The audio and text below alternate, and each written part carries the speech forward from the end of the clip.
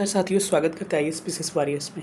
आज हम लोग हिस्ट्री का वीडियो देखेंगे जिसमें कि हाल ही की परीक्षाओं में बीपीएससी द्वारा हाल ही की परीक्षाओं यानी कि DSO, motor vehicle inspector, mineral development officer, law officer, assistant engineer, junior lab assistant, public relation officer, system analytics, इन सारे परीक्षाओं में पूछे गए बीपीएससी के द्वारा हिस्ट्री के सारे प्रश्नों को देखेंगे। मैं यहाँ पर आपको कंफर्म बता दूं कि बिहार स्पेशल के जो क्वेश्चन होंगे हिस्ट्री के यहाँ पे इंक्लूडेड नहीं होंगे, क्योंकि ऑलरेडी हमने इस वीडियो 2 दिन पहले का डाल रखा है, जिसमें आप जाइएगा तो 22 के प्लस व्यू जा चुका है उस वीडियो का। काफ़ी उसको मैंने डिटेल में करा है बिहार स्पेशल का, जिसमें बिहार ज्योग्राफी, बिहार हिस्ट्री या फिर बिहार इकोनॉमिक्स सारा अलग से करा दिया है। तो यहाँ पर जो भी नेशनल हिस्ट्री है, चाहे एंशिएंट, मेडाइवल या फिर आपका मॉडर्न, उसको हम लोग यहाँ स्टडी करेंगे।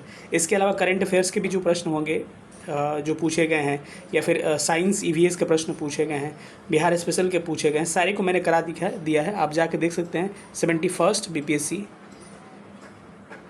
एंड TRE 4 PYQ, ये हमारा क्या है, एक प्लेलिस्ट है, इसमें जाके हमारे चैनल पर देख सकते हैं। जो लोग भी नए होंगे चैनल को सब्सक्राइब करके जुड़ जाइएगा, काफ़ी अच्छा सेशन होने वाला है। और टेलीग्राम ग्रुप का लिंक डिस्क्रिप्शन में होगा, उसे ज्वाइन कर लीजिएगा। चलिए सेशन को स्टार्ट करते हैं और आज का पहला प्रश्न देखते हैं। पहला क्वेश्चन देख पा रहे होंगे कि बिहार के जगदीशपुर से 1857 के भारतीय विद्रोह का नेता कौन था। इस क्वेश्चन बिहार का ही था, लेकिन इसको नेशनल में भी इंक्लूड करते, इसीलिए मैंने इसको ले लिया। तो बिहार से जगदीशपुर से कौन थे भाई? कुंवर सिंह थे। और वही पटना में नेतृत्व एक पुस्तक विक्रेता पीर अली के द्वारा किया गया था। ठीक है, मुख्य नेतृत्व तो यहाँ पर भी आपका कुंवर सिंह का ही था, लेकिन पीर अली का भी मुख्य योगदान था, जो कि क्या थे, पुस्तक विक्रेता कहे जाते हैं। 1857 की क्रांति की बात करें तो अलग अलग जगहों पे अलग अलग नेतृत्व किए थे लोग। अगर पूछा जाए आपसे कि दिल्ली में किसने नेतृत्व किया था, तो बहादुर शाह जफर। लेकिन बहादुर शाह जफर के अलावा चूँकि वो बूढ़े हो गए थे, तो उनका एक सहयोगी था जिसका क्या नाम था, बख्त खां। उसने क्या दिया था, इनका साथ दिया था। ठीक है, इसको ध्यान रखिएगा। कानपुर में पूछा जाए तो तात्या टोपे। तात्या टोपे का एक अदर नाम भी पूछा जाता है, रामचंद्र पांडुरंग। ठीक है, इसके अलावा नाना साहब, जिनको धोधू पंत कहा जाता है, दोनों ने कानपुर में नेतृत्व किया था, यानी कि नाना साहब और तात्या टोपे। लखनऊ में बेगम हजरत महल और उसके पुत्र जो थे बिरजिस कादिर, उसने यहाँ नेतृत्व किया था। झांसी में रानी लक्ष्मीबाई, ग्वालियर में तात्या टोपे, जगदीशपुर में आपने देख ही लिया कुंवर सिंह, फैज़ाबाद में मौलवी अहमदुल्ला, इलाहाबाद में लियाकत अली, बरेली में खान बहादुर खां। इन लोगों ने क्या किया था, अलग अलग जगहों पे 1857 की क्रांति का क्या किया था, नेतृत्व किया था। ये एग्ज़ाम में आपके प्रश्न इंपॉर्टेंट है, आ सकते हैं। ठीक है, इसको आप ध्यान रख सकते हैं। ठीक है, यहाँ कदम सिंह भी दे रखा है, तो कदम सिंह को भी थोड़ा सा जान लीजिए। अगर दिया है तो इसके बारे में जानना जरूरी है। कदम सिंह ने इसका नेतृत्व मेरठ में किया था, मेरठ में किया था। ठीक है, वही सुरेंद्र साई इसको संबलपुर में इसका नेतृत्व किए थे। सारे को थोड़ा ध्यान रखिएगा। 1857 की क्रांति को थोड़ा डिटेल में देखें तो आप देखिएगा कि 1857 की क्रांति के समय जो ब्रिटेन का प्रधानमंत्री था, उसका क्या नाम था, ब्रिटेन के प्रधानमंत्री का नाम था बिस्कट पामस्टर्न इसका नाम था। वही जो है भारत का वायसराय कौन था, क्योंकि उस समय तो गवर्नर जनरल था, लेकिन इसके नाम पदनाम बदल के वायसराय कर दिए, कैनिंग था। क्या नाम था इसका, कैनिंग नाम था। ठीक है, 1857 की क्रांति के ऊपर कुछ विद्वानों ने, कुछ भारतीय विद्वानों ने, कुछ ब्रिटिशर्स ने कुछ कहा है, वो लगातार एग्जाम में पूछे जाते हैं। थोड़ा सा इसको आप ध्यान रखिएगा। First independence war of India, Bharat के प्रथम स्वतंत्रता संग्राम किसने कहा है, तो BD सावरकर। बार बार पूछा जाता है, विनायक दामोदर सावरकर ने ये बात कही, भारत की पहली स्वतंत्रता संग्राम है। RC मजूमदार जो ठीक इसके अपोजिट थे, इन्होंने कहा था कि 1857 का विद्रोह न तो प्रथम था, न राष्ट्रीय था, न ही स्वतंत्रता संग्राम था। तो इन्होंने इसे मानने से इनकार कर दिया। ये पूछे जा सकते हैं। इसके अलावा आपको और भी कुछ प्रश्न पूछे जा सकते हैं, जैसे कि आउट्रम और टेलर ने इसे मुसलमानों का षड्यंत्र माना था। ये प्रश्न पूछा गया है कि किसने 1857 के विद्रोह को मुसलमानों के षड्यंत्र का परिणाम था, तो आउट्रम और टेलर ने ये बातें कही थी। ठीक है, तो ये सारी घटनाएं याद रखिए। पूर्णतः सिपाही विद्रोह किसने कहा था, तो आउट्रम टेलर ने ही कहा था। बर्बरता और सभ्यता के बीच का युद्ध TR होम्स ने कहा था। एक और कथन है, यह धर्मांधों का ईसाइयों के विरुद्ध युद्ध था, ये रीज ने कहा है। ठीक है, तो ये इंपॉर्टेंट प्रश्न है। और एक और स्टेटमेंट जो है सर जॉन लॉरेंस का है कि 1857 की घटना जो है सिर्फ गाय की चर्बी से उत्पन्न सैनिक उत्पाद थी। तो ये लॉरेंस ने कहा। ये सारे कथनों को थोड़ा सा ध्यान रखिएगा, आपसे पूछा जाता है। ठीक है, हम चलते हैं अब अगले प्रश्न पे। अगला प्रश्न, इस प्रश्न का आंसर क्या होगा? ऑप्शन नंबर ए क्या हो जाएगा? कुंवर सिंह इसका राइट आंसर हो जाएगा। ठीक है, अगला प्रश्न हम लोग देखते हैं। अगला प्रश्न कह रहा है कि अस्थाई बंदोबस्त 1793 में लॉर्ड कॉर्नवालिस द्वारा कहाँ लागू की गई थी? तो अस्थाई बंदोबस्त लॉर्ड कॉर्नवालिस द्वारा आपको बिहार, बंगाल और उड़ीसा में लागू की गई थी। ठीक है, अस्थाई बंदोबस्त जो है इसमें क्या तरीका था? इसमें जो है 1/11 जो है स्वयं जमींदार रखते थे, उस वसूल के 10/11 कंपनी को दे देते थे। ये कितने भूमियों पर लागू थी? टोटल 19% भूमि पे पूछा जा सकता है। इसका जन्मदाता किसे कहा जाता है? कॉर्नवालिस को कह सकते हैं। कॉर्नवालिस ने इसकी शुरुआत की थी। ठीक है, इसका अलग अलग नाम है। इसमरारी कहा जाता है, चिरस्थाई कहा जाता है, जमींदारी बंदोबस्त कहा जाता है, बहुत सारे इसके नाम हैं। तो इंग्लिश में से हम लोग परमानेंट सेटलमेंट के नाम से जानते हैं, इसको ध्यान रखिएगा। इसके बाद से एक महलवाड़ी पूछा जाता है कि महलवाड़ी बंदोबस्त क्या है? तो महलवाड़ी बंदोबस्त किसके द्वारा स्टार्ट की गई थी? मैकेंजी के द्वारा। किसके द्वारा? मैकेंजी के द्वारा ये पूछा जा सकता है। और इसमें जो है अस्थाई बंदोबस्त परमानेंट सेटलमेंट में आपको 19% भूमि आच्छादित थी। इसमें भूमि आपका कितना था? लगभग 30% आता था। किस में? आपके महलवाड़ी व्यवस्था में। महलवाड़ी का मतलब एक मोहल्ले की तरह होता था। उनसे क्या किया जाता था? गाँव के महल जो होता था, जैसे टोला कहते हैं ना आसपास का, उससे क्या किया जाता था? एक अंग्रेजों द्वारा या फिर जमींदारों द्वारा सीधे उनसे कनेक्ट करके आपको क्या किया जाता था? एक सेटलमेंट किया जाता था। मैकेंजी ने इसको स्टार्ट किया था। ये लागू कहाँ पे हुआ था? ये लागू संयुक्त प्रांत हो गया, आगरा, अवध, मध्य प्रांत, पंजाब, इन सब चीज़ों में, इन सब जगहों पे लागू था। एक काफ़ी इंपॉर्टेंट है रैयतवाड़ी बंदोबस्त, जो कि 51% भूमि पे लागू था। और इसका जो है इसको मुनरो और कैप्टन रीड ने इसको स्टार्ट किया था। और ये मुख्यतः मद्रास और मुंबई में, याद रखिएगा, मद्रास और मुंबई में। असम, कर्नाटक में भी था, पूर्वी बंगाल में, लेकिन मद्रास और मुंबई सबसे ज़्यादा एग्जाम में आपको पूछे जाते हैं। सबसे पहले कहाँ? तो इसमें पूछा जाए तो मद्रास सबसे पहले। ठीक है, तो इन सब थोड़ा सा ध्यान रखिएगा। अब इसी रैयतवाड़ी बंदोबस्त में रैयत मतलब होता है किसानों से सीधा बंदोबस्त किया जाता था, यानी कि बिचौलिया इसमें कोई नहीं था। तो पूछा जाता है किसमें बिचौलिया नहीं था। और भूमि के माप करके उसके बाद से क्या किया जाता है? इसका लगान तय किया जाता था। ठीक है, तो इस प्रश्न का राइट आंसर क्या होगा? ऑप्शन नंबर बी हो जाएगा, बंगाल, बिहार और उड़ीसा बी राइट आंसर। चलिए अगले प्रश्न पर चलते हैं। अगला प्रश्न आपको दिख रहा होगा, जिसमें कह रहे हैं कि बाघा, ये गलत लिखा हुआ है, कम से कम ट्रांसलेशन तो सही करना चाहिए ना। बाघा जतीन होगा। बाघा जतीन एक मूवी भी आई थी, आपने शायद देखा होगा, कि हमारे जो भी क्रांतिकारी राष्ट्रवाद के रूप में जाने वाले जतीन मुखर्जी जिनका नाम था, उन पे एक मूवी आई थी, बाघा जतीन उनका नाम था। तो ये ट्रांसलेशन गलत लिखा हुआ है। इनका टोटल क्लियर नाम क्या होगा? बाघा जतीन होगा। चलिए छोड़िए नाम। इसमें कह रहा है पहला स्टेटमेंट की, इसमें कह रहे कौन सा कथन सही है? कह रहे कि उन्होंने 1928 में बारदौली सत्याग्रह का नेतृत्व किया था। तो ये तो बिल्कुल गलत हो गया, क्योंकि बारदौली सत्याग्रह का नेतृत्व सरदार वल्लभ भाई पटेल के द्वारा बारदौली में किया गया था। तो ये स्टेटमेंट इनकरेक्ट है, सत्य पूछा है। दूसरा स्टेटमेंट है कि यह युगांतर, देखिए युगांतर होगा, ये भी ट्रांसलेशन मिस्टेक है। यह युगांतर क्रांतिकारी समूह से जुड़े थे और 1915 में बालासोर में ब्रिटिश बलों से लड़ते हुए शहीद हो गए थे। बिल्कुल सही है। ये सितंबर 1915 में ब्रिटिशर्स से लड़ते हुए बालासोर उड़ीसा के तट पर ये शहीद हो गए थे। स्टेटमेंट सही है, लेकिन जो टर्म लिखा था ना, ये युगांतर होगा, लेकिन फिर भी इसको सही बी ही माना गया है। ठीक है, वे भारतीय राष्ट्रीय कांग्रेस के पहले अध्यक्ष थे, बिल्कुल गलत है। WC बनर्जी जो थे भारतीय राष्ट्रीय कांग्रेस के क्या थे? पहले अध्यक्ष थे, जो कि 1885 में मुंबई में हुआ था। उन्होंने बंगाल में खिलाफत आंदोलन शुरू किया था, ये भी गलत है। तो इसमें आपको देखिए तो स्टेटमेंट नंबर क्या होगा? बी बिल्कुल सही हो जाएगा। ठीक है, अगले प्रश्न पर चलते हैं। अगला प्रश्न आपको क्या कह रहा है? कह रहे कि भारतीय राष्ट्रीय आंदोलन के दौरान बदरुद्दीन तैयबजी का कौन सा योगदान प्रमुख रूप से जाना जाता है? ये फॉरवर्ड ब्लॉक के संस्थापक थे। ये तो बिल्कुल ऐसे ही गलत है कि फॉरवर्ड ब्लॉक की स्थापना किसने किया था भाई? तो ये सुभाष चंद्र बोस के द्वारा इसकी स्थापना 1939 में, मई 1939 में की जाती है। वे भारतीय राष्ट्रीय कांग्रेस के पहले मुस्लिम अध्यक्ष बने और हिंदू मुस्लिम एकता के लिए सक्रिय रूप से कार्य किए। स्टेटमेंट क्या है? सही है। 1887 में जब मद्रास अधिवेशन हुआ था कांग्रेस का, उसमें बदरुद्दीन तैयबजी क्या बने थे? अध्यक्ष बने थे। और ये भारतीय राष्ट्रीय कांग्रेस के, इंडियन नेशनल कांग्रेस के पहले अध्यक्ष बने थे। इंपॉर्टेंट प्रश्न आपके एग्जाम में पूछा जा सकता है। ठीक है, वो अधिवेशन कब, कहाँ हुआ था? आपको मद्रास में हुआ था। कब? 1887 में। इसके अलावा आपसे एक बार सवाल पूछा गया है कि आपको अगर पूछा जाए कि पहले दूसरे मुस्लिम अध्यक्ष कौन थे आपके इंडियन नेशनल कांग्रेस के, तो इनका नाम याद रखें, रहमतुल्लाह सयानी। रहमतुल्लाह सयानी जो 1896 में कोलकाता अधिवेशन हुआ था उसमें ये अध्यक्ष रहे थे और ये दूसरे मुस्लिम अध्यक्ष बन गए थे। ठीक है, तो ये भी प्रश्न क्या है आपके लिए इंपॉर्टेंट है। इसके अलावा पूछा जाए कि भारत में पहली भारतीय राष्ट्रीय कांग्रेस की महिला अध्यक्ष, पहली फर्स्ट महिला अध्यक्ष कौन थी, तो उनका नाम था एनी बेसेंट, जो 1917 में कोलकाता अधिवेशन की अध्यक्षता की थी।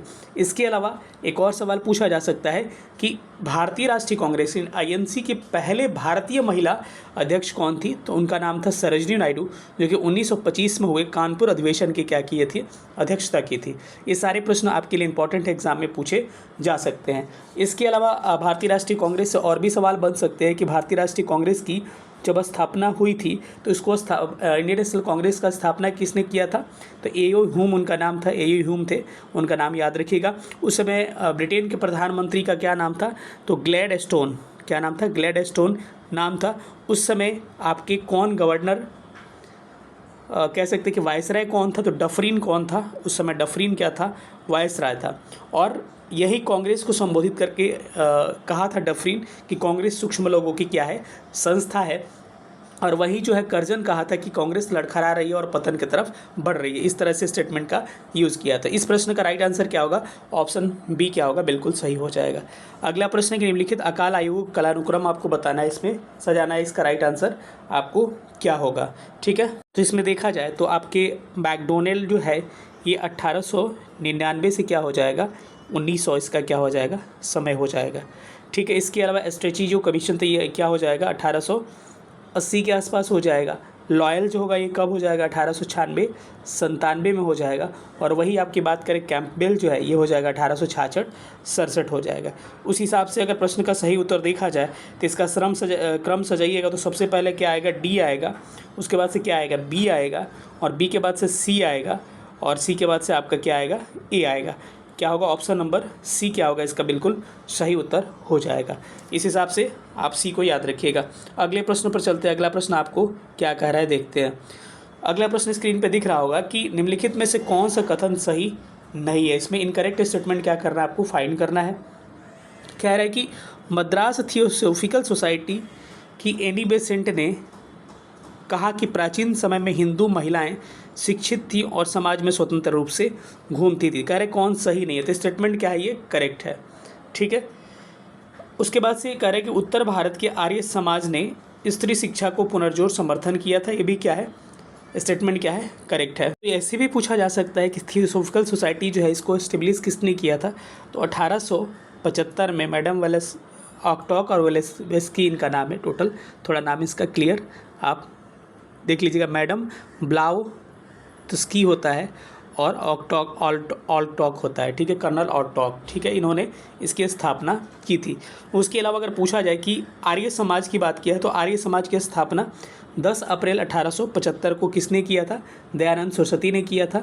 दयानंद सरस्वती के बचपन का शुरुआती नाम क्या था, मूल शंकर इनका बचपन का नाम था। ये इंपॉर्टेंट प्रश्न है, ध्यान रखिएगा। वेदों की ओर लौटो इन्होंने ऐसी बातें कहकर संबोधित किया था। अगला है कि 1882 की हंटर आयोग रिपोर्ट ने लड़कों की तुलना में लड़कियों के स्कूलों के लिए अधिक उदार अनुदान सहायता और लड़कियों के लिए विशेष छात्रवृत्ति और पुरस्कार की सिफारिश की। ये भी स्टेटमेंट क्या है, सही है। और एक लास्ट स्टेटमेंट है जिसमें कह रहा है कि धोंडो केशव कर्वे उच्च जाति की हिंदू विधवाओं की शिक्षा के खिलाफ थे। ये खिलाफ नहीं थे, बल्कि डीके कर्वे जो है इनका नाम क्या था, डीके कर्वे नाम था। स्त्री शिक्षा और विधवा पुनर्विवाह को क्या किए थे, ये मतलब कि सपोर्ट किए थे, ना कि क्या किए थे, उसका अपोज किए थे। स्टेटमेंट क्या होगा, डी वाला इनकरेक्ट हो जाएगा।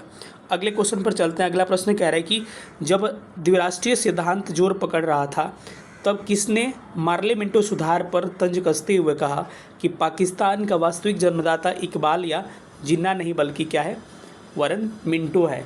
स्टेटमेंट किसने कहा था, डॉक्टर राजेंद्र प्रसाद ने कहा था, और कई एग्जाम्स में ये सवाल पूछा जा चुका है।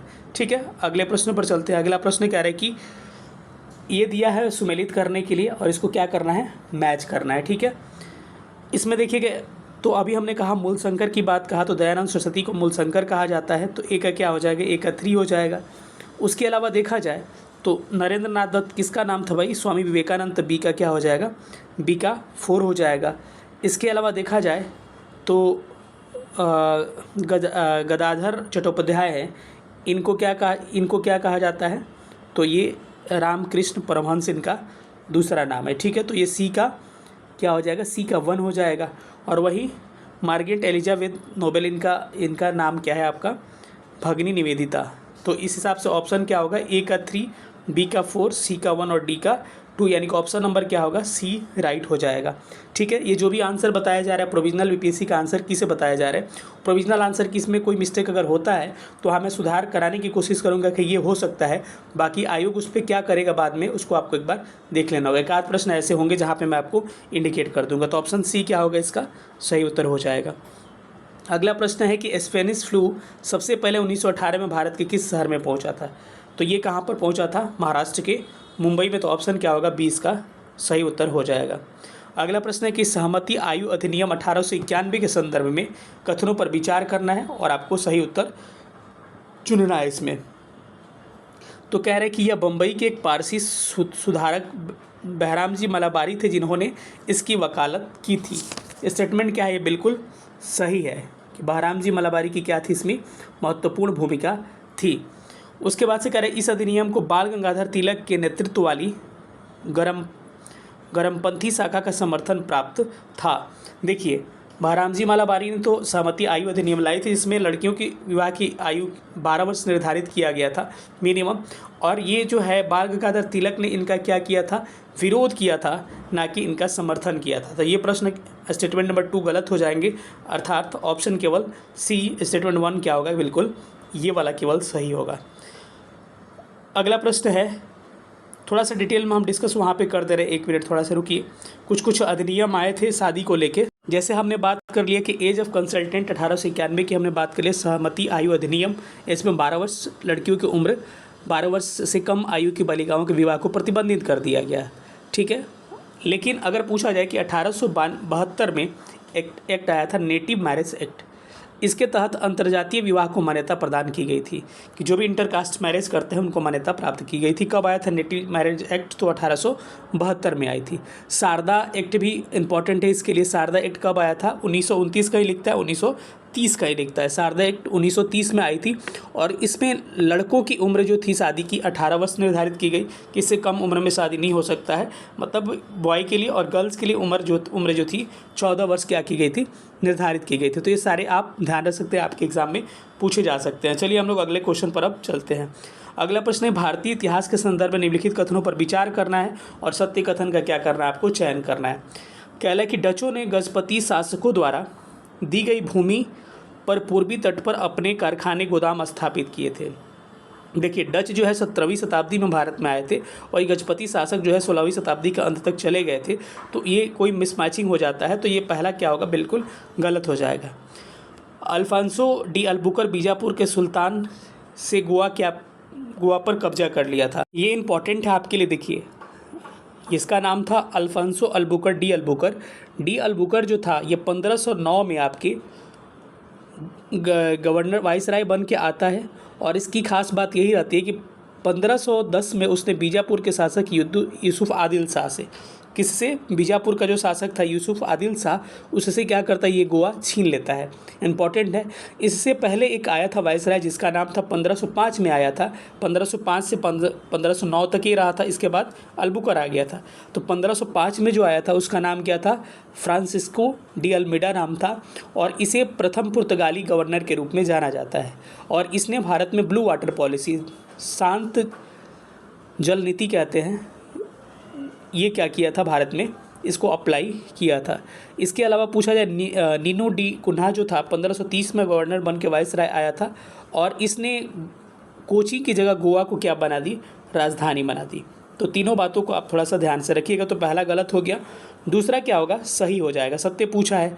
तीसरा हो जाएगा, विजयनगर साम्राज्य के एक प्रतिनिधि से पट्टी ली गई जमीन पर मद्रास में कारखाना स्थापित किया गया। तो स्टेटमेंट ये सही है कि कि विजयनगर साम्राज्य से पट्टे पे ज़मीन ली गई थी और एक कारखाना मद्रास में लगाया गया था। तो 2 और 3 क्या हो जाएंगे, सही स्टेटमेंट हो जाएंगे। उस हिसाब से ऑप्शन नंबर बी क्या होगा, बिल्कुल सही हो जाएगा।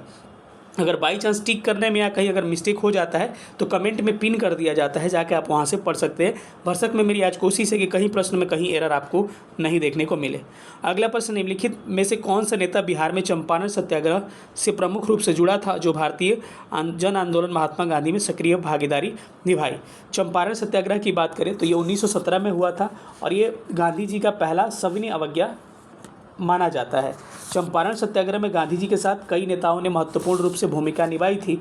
उन नेताओं में आप बात करें तो आपके राजेंद्र प्रसाद, उसके बाद से ब्रिजकिशोर, उसके बाद से महादेव देसाई, इनकी प्रमुख भूमिका थी। राजकुमार शुक्ल जी जो थे, मुरली भरवा गांव के थे, उन्होंने ही क्या किया था, गांधी जी को चंपारण आने के लिए आमंत्रित किया था। एक प्रश्न और पूछा जा सकता है कि इसी समय चंपारण एग्रीरियन कमेटी, कृषि जांच समिति की स्थापना की गई थी, जो कि क्या था, किसानों की समस्याओं को लेकर ये जांच किया था। इसके अलावा गांधी जी को जान कौन बचाया था चंपारण सत्याग्रह के समय, तो बत्तख मियाँ जो था, बत्तख मियाँ एक रसोइया था जो खाना में जहर मिलाने के बाद ये क्या किया था, इसको पहचान करके गांधी जी की जान इसमें बचाई थी। ऐसे सवाल पूछे जा सकते हैं कि किस रसोइये ने गांधी जी की जान बचाई थी, तो बत्तख मियाँ नाम था। राजेंद्र प्रसाद क्या हो जाएगा, इसका करेक्ट आंसर हो जाएगा। इसके अलावा बिहार में स्वराज दल के संस्थापक माने जाते हैं श्री कृष्ण सिंह, इनको याद रखिएगा। बाकी जयप्रकाश नारायण जो है लोकनायक के नाम से जाने जाते हैं, इनका भी आपके बारे में पता होगा। ठीक है, अगले प्रश्न पर चलते हैं। अगला प्रश्न कह रहे हैं कि निम्नलिखित किस घटना ने भारतीय राष्ट्रीय कांग्रेस द्वारा असहयोग आंदोलन की औपचारिक शुरुआत की थी। तो कौन सी घटना थी, वो घटना थी कांग्रेस का नागपुर अधिवेशन 1920। ये जो है इम्पॉर्टेंट है। इसी में इसकी अध्यक्षता किसने किया था, सी विजय राघवाचारी ने इसकी अध्यक्षता की थी। और इसी समय गांधी जी ने कैसरे हिंद की उपाधि को क्या कर दिया था, गांधी जी ने कैसरे हिंद की उपाधि को त्याग कर दिया था और 1 साल में स्वराज्य का लक्ष्य का क्या किया था, निर्धारण किया था। असहयोग आंदोलन जो था 1920 से लेकर 1922 तक चलता है, लेकिन जो भी चौरी चौरा कांड के कारण असहयोग आंदोलन को क्या किया जाता है, स्थगित कर दिया जाता है। ठीक है, रॉलेट एक्ट जो है 1919 में आया था, जो कि काला कानून या मुंह बंद करने वाला कानून कहा जाता है। जालियांवाला बाग जो है 13 अप्रैल 1919 को हुआ था। चौरा चौरी कांड की बात करें तो 4 फरवरी 1922 को। बुक में 5 फरवरी देता है, लेकिन हम 4 फरवरी के साथ जाते कि गवर्नमेंट जो है 4 फरवरी को क्या करता है, वैलिड माना जाता है। ठीक है, तो इसको थोड़ा सा ध्यान रख सकते हैं। ठीक है, अगले प्रश्न पर आते हैं। अगला प्रश्न, निम्नलिखित में से किस अभिलेख में समुद्रगुप्त को परम भागवत कहा गया है। तो वो कौन सा अभिलेख है जिसमें समुद्रगुप्त को परम भागवत के नाम से, तो इलाहाबाद स्तंभ जो है इसके माध्यम से इसको परम भागवत कहा जाता है। किसके, आपके समुद्रगुप्त को। ठीक है, तो इसका प्रश्न का क्या हो जाएगा, राइट आंसर ऑप्शन ए हो जाएगा। वही भीतरी स्तंभ लेख जो है किससे रिलेटेड है, तो आपके स्कंद गुप्त से संबंधित है। किसका, स्कंद गुप्त से संबंधित है। इसी स्कंद गुप्त के समय क्या हुआ था, हुणों का आक्रमण हुआ था, जिसको क्या कर देता है, ये विफल कर देता है। ठीक है, तो इसको थोड़ा ध्यान रखिएगा। भीतरी अभिलेख जो है गाजीपुर से इसका प्रमाण मिलता है। तो ये सारे प्रश्न इंपॉर्टेंट है। इसके अलावा कुमारगुप्त की बात करें तो कुमारगुप्त जो है मंदसौर जो अभिलेख है कुमारगुप्त से संबंधित है। और कुमारगुप्त ने ही, जिसको महेंद्रादित्य कहा जाता है, नालंदा विश्वविद्यालय की क्या की थी, स्थापना की थी। चंद्रगुप्त द्वितीय की बात किया जाए, जिसको विक्रमादित्य कहा जाता है, शकों का आक्रमण जो था उसी के समय हुआ था और उसने चांदी के सिक्के जारी किए थे। ठीक है, इसको सारा ध्यान रखिएगा। महरौली स्तंभ की बात किया जाए तो महरौली स्तंभ जो है किससे रिलेटेड है, आपके चंद्रगुप्त सेकंड से ही रिलेटेड है। तो इस सारी बातों को थोड़ा सा ध्यान रखिएगा। अगले प्रश्न पर हम लोग चलते हैं। अगला प्रश्न, निम्नलिखित में से कौन सा शिलाखंड रॉक कट मंदिर वास्तुकला का एक उदाहरण है। तो इसमें क्या हो जाएगा, एलोरा हो जाएगा। एलोरा कहाँ पे मंदिर है, तो महाराष्ट्र में अवस्थित है।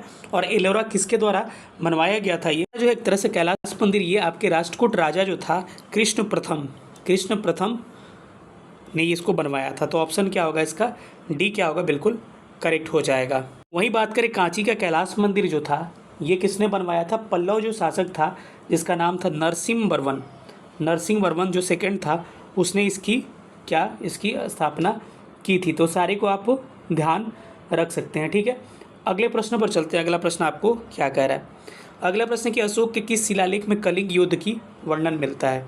तो याद रखिए अशोक का जो कौन सा शिलालेख है 13 नंबर का शिलालेख है जिसमें कलिंग युद्ध की जानकारी मिलती है। तो ऑप्शन क्या हो जाएगा, ये बिल्कुल करेक्ट हो जाएगा। ठीक है, अगले प्रश्न पर चलते हैं। अगला प्रश्न कह रहा है कि शेर शाह के प्रशासन के बारे में निम्नलिखित कथनों पर विचार करिए। निम्नलिखित में से कौन सा कथन क्या है सत्य, इसके बारे में आपको बताना है। चलिए हम लोग इसको देखते हैं। कह रहे कि शेर शाह के साम्राज्य को 47 सरकार में विभाजित किया गया था। चीफ सरकार, सिकदार, कानून और व्यवस्था और चीफ मुंसिफ जज, प्रत्येक सरकार में प्रशासन के 2 प्रभारी होते थे।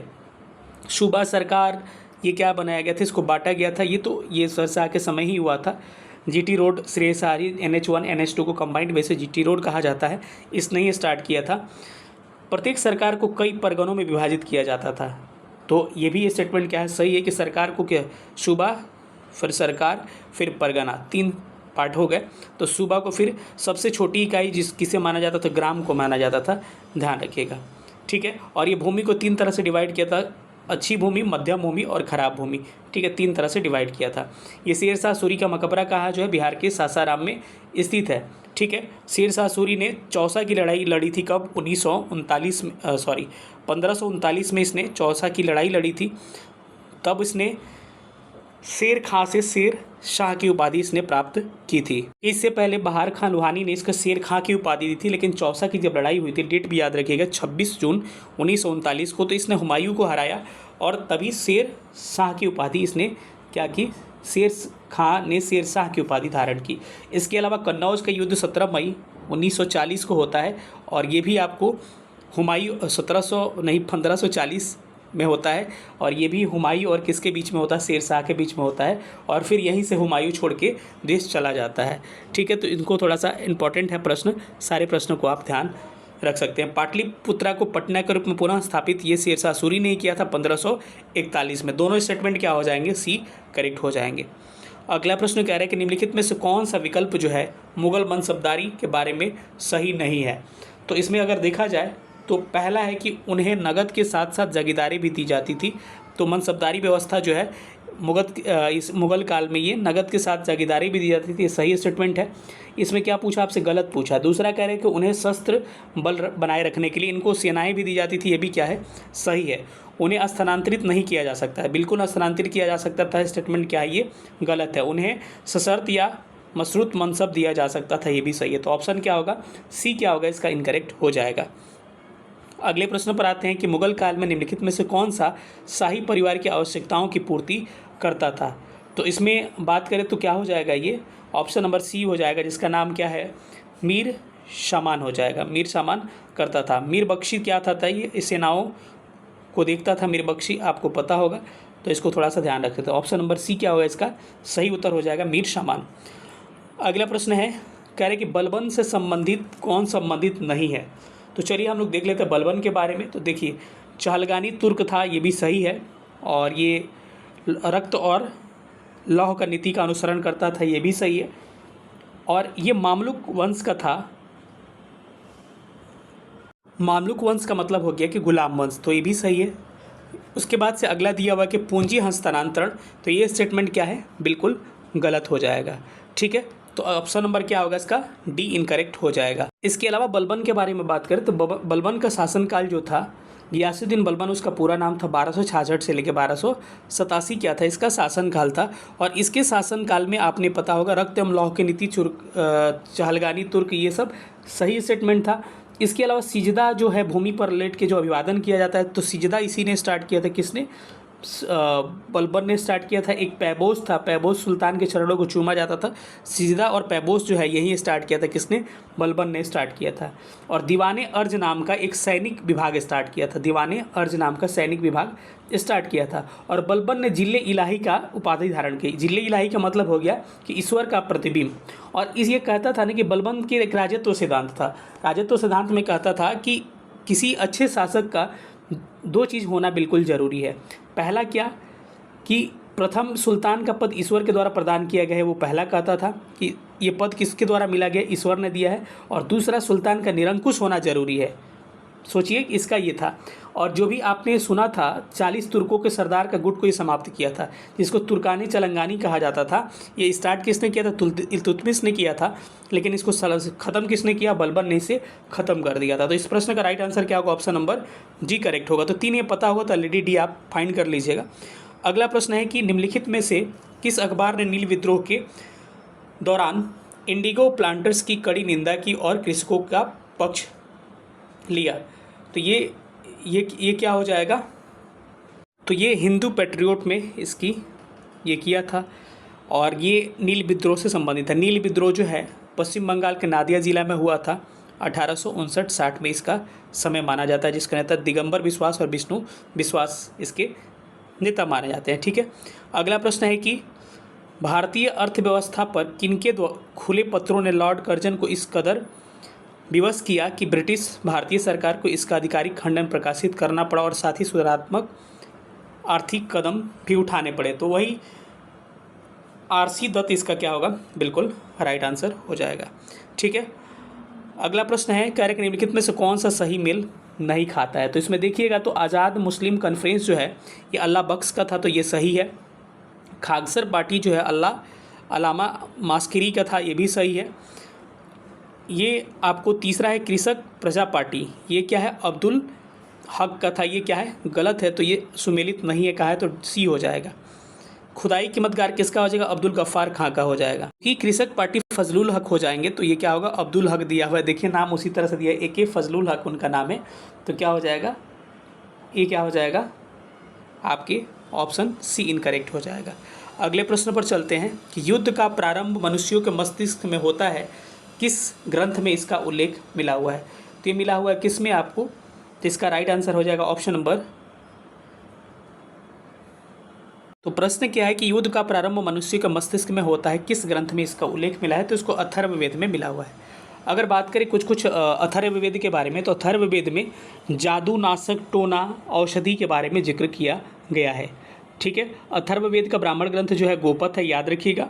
वहीं अगर बात करें ऋग्वेद का, तो ऋग्वेद के बारे में आप कुछ प्रश्न आपसे पूछे जा सकते हैं कि टोटल ऋग्वेद में कितने सूक्त हैं? तो 1028 सूक्त हैं। ठीक है, ऋग्वेद को पुरोहित के नाम क्या है? होत्री कहा जाता है इसको। और ऋग्वेद के ब्राह्मण ग्रंथ ऐत्रेय और कौशिकीय है, ध्यान रखिएगा।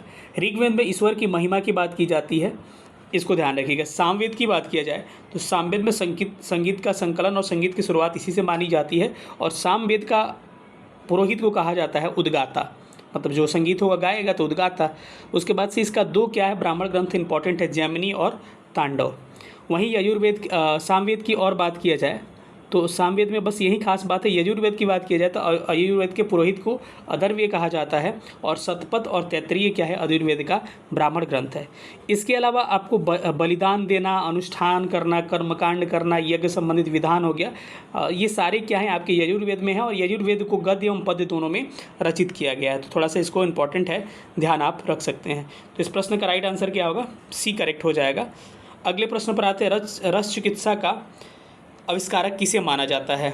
बिंबिसार के समय, ध्यान रखिएगा, बिंबिसार के समय ये जीवक जो था क्या था? एक चिकित्सक था जिसे पीलिया हुआ था। किसको?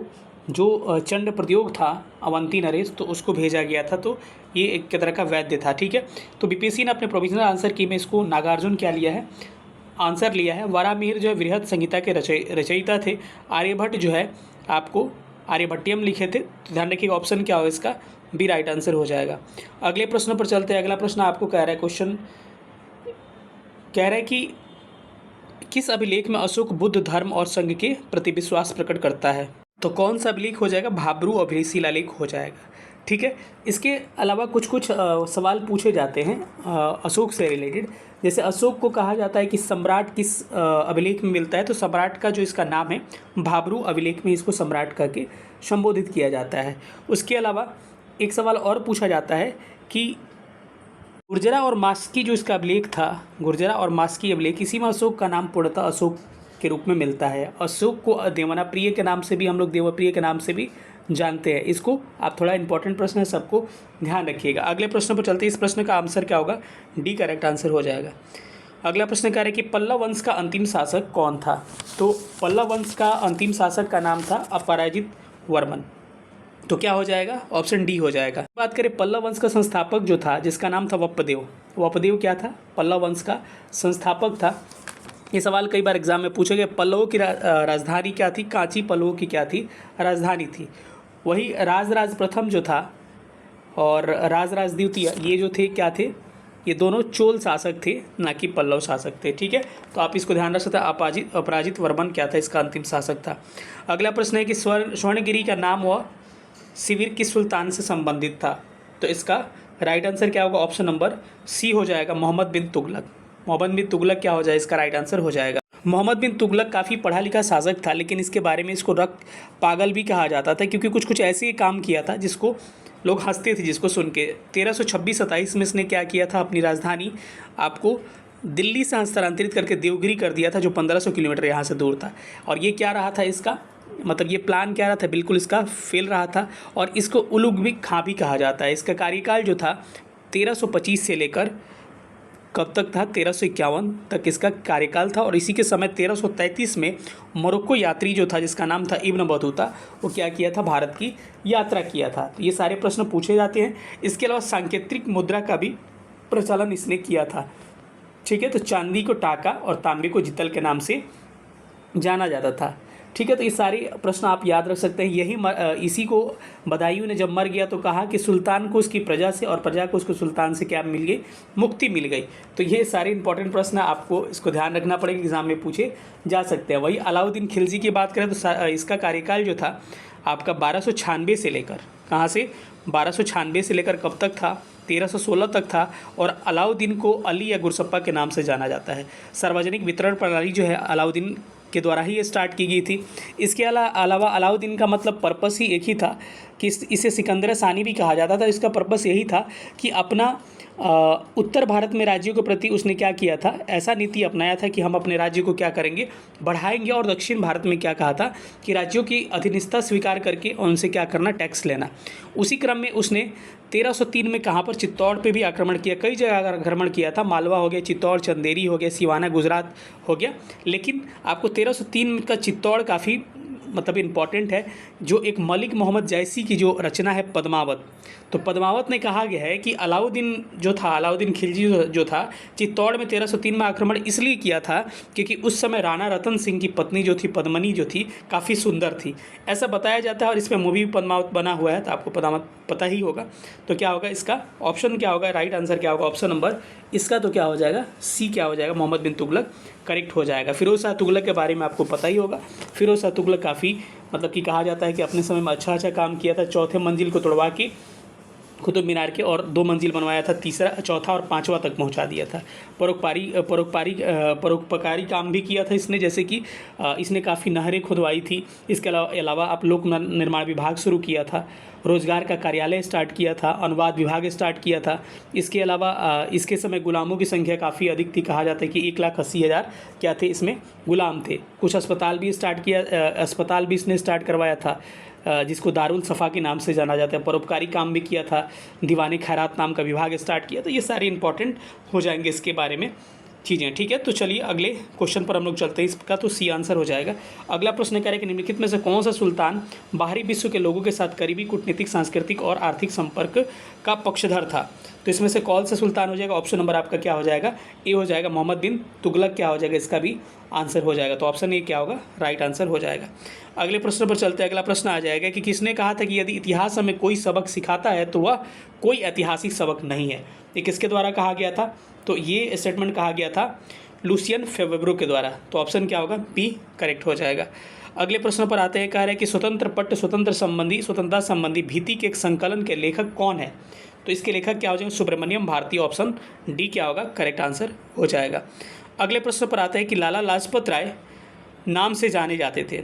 तो लाला लाजपत राय को शेरे पंजाब के नाम से जाना जाता था, आपको पता ही होगा, शेरे पंजाब से संबोधित करते थे इनको।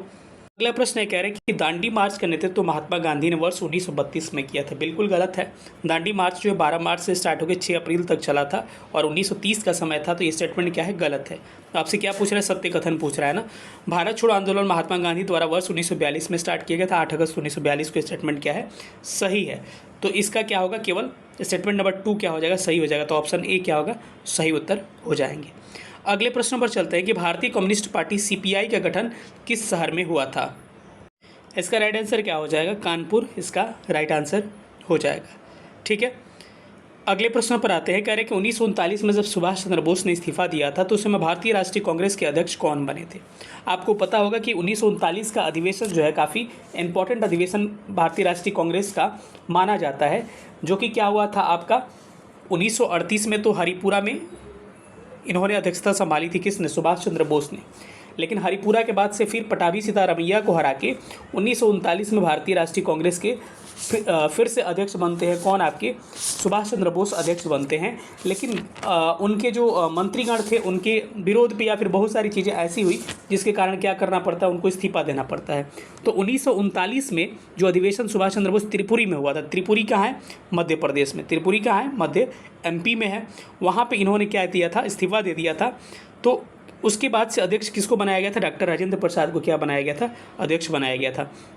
जवाहरलाल नेहरू की बात किया जाए तो इन्होंने कांग्रेस की अध्यक्षता 1929 में लाहौर अधिवेशन में किया था, तो एक बार हो गया। दूसरा अध्यक्षता उन्होंने 1936 में किया था, आपको कहाँ पे, लखनऊ में, जहाँ पर समाजवाद हल की कुंजी है, ये बातें कही थी। और तीसरा इन्होंने अध्यक्षता 1937 में किया था, जहाँ पे फैजपुर में किया था, वेस्ट बंगाल में, गांव में संपन्न प्रथम अधिवेशन माना जाता है। ठीक है, अबुल कलाम आज़ाद को सबसे कम उम्र के कांग्रेस अधिवेशन के अध्यक्ष माना जाता है। 1940 से लेकर 1945 तक भारतीय राष्ट्रीय कांग्रेस के अध्यक्ष रहे थे ये। तो ऑप्शन क्या होगा, इसका ए बिल्कुल सही उत्तर हो जाएगा। अगला प्रश्न है कि बिहार के एक सदनीय विधानमंडल को द्विसदनीय में परिवर्तित किया गया। बिहार विधानसभा और विधान परिषद द्वारा किसके द्वारा, तो आपके भारत सरकार अधिनियम 1919 के द्वारा। 1919 में क्या था, प्रांतों में द्वैत शासन की व्यवस्था की गई थी, डुअल गवर्नमेंट की व्यवस्था की गई थी। और प्रांतीय स्वायत्तता जो है 1935 में, या केंद्र में द्वैत शासन की व्यवस्था 1935 में मानी जाती है। मार्लिमेंटो सुधार 1909 में, जिसमें सांप्रदायिक निर्वाचन की बातें की जाती है। तो ऑप्शन क्या होगा, इसका ए राइट हो जाएगा। अगला प्रश्न है कि इंडिपेंडेंस ऑफ इंडिया लीग का गठन किसके द्वारा किया गया था।